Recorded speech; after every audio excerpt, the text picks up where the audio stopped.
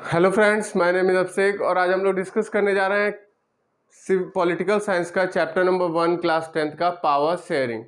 इसमें हम लोग पढ़ेंगे कि पावर शेयरिंग क्यों जरूरी है किसी भी कंट्री के लिए, किसी भी कंट्री की गवर्नमेंट के लिए, किसी इंडिविजुअल के लिए, किसी फैमिली के लिए, किसी कम्युनिटी के लिए, सोसाइटी के लिए ये पावर शेयरिंग क्यों जो है कि नेसेसरी है।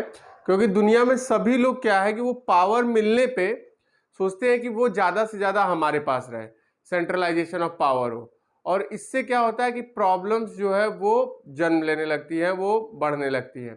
तो इसी को समझाने के लिए कि पावर को शेयर करना क्यों जरूरी है, सेंट्रलाइजेशन ऑफ पावर क्यों बुरा है, उसको हम लोग इस चैप्टर में डिस्कस करेंगे। पावर शेयरिंग, इसमें सबसे पहले दो कंट्रीज के एग्जांपल लेंगे, फिर अपने इंडिया पे आएंगे।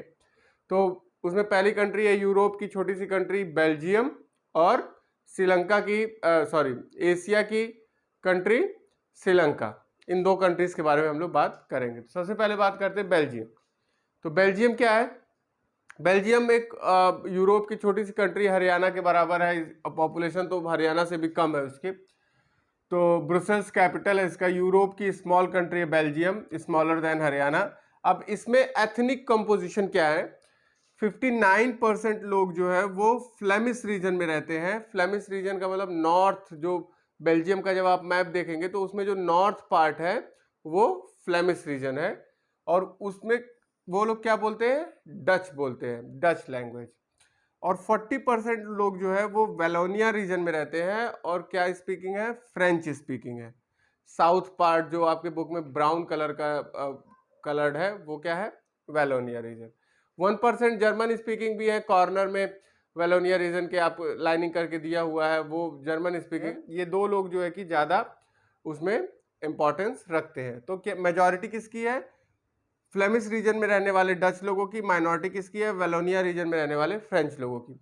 जब हम उसके कैपिटल ब्रुसेल्स की बात करते हैं, ब्रुसेल्स कैपिटल है बेल्जियम का, तो वहां पे इससे उल्टा है। वहां पे मेजॉरिटी कितनी किसकी है? फ्रेंच लोगों की, और माइनॉरिटी किसकी है? डच की, वो 20% ही है। अब जब हम लोग इकोनॉमिकली बात करते हैं तो जो फ्रेंच है वो ज्यादा रिच है, और जो डच है वो थोड़ा सा पुअर है, फ्रेंच के कंपैरिजन में थोड़ा गरीब है। तो ये था बेल्जियम का पूरा एथनिक कंपोजिशन। ठीक, अब वहां पे हुआ क्या उसको हम लोग जो है कि नेक्स्ट टॉपिक में डिस्कस करेंगे। अब बात करते हैं श्रीलंका की। श्रीलंका, श्रीलंका के बारे में बताने की जरूरत नहीं है, हमारे साउथ में इंडियन ओशियन में एक आइलैंड कंट्री है श्रीलंका।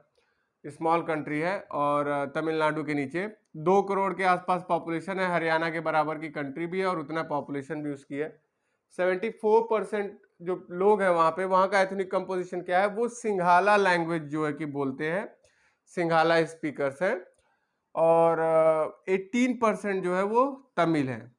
वो क्या है? तमिल। तमिल में दो लोग, एक श्रीलंकन इंडिजिनस तमिल और एक इंडियन तमिल, जिनको तमिलनाडु से ब्रिटिश ले गए थे प्लांटेशन वर्कर्स की तरह वहां पे काम कराने के लिए, एज अ वर्कर प्लांटेशंस पे जो लगाए थे टी के, कॉफी के, तो वहां पे वो काम करने के लिए गए थे। तो वो क्या है? इंडियन तमिल।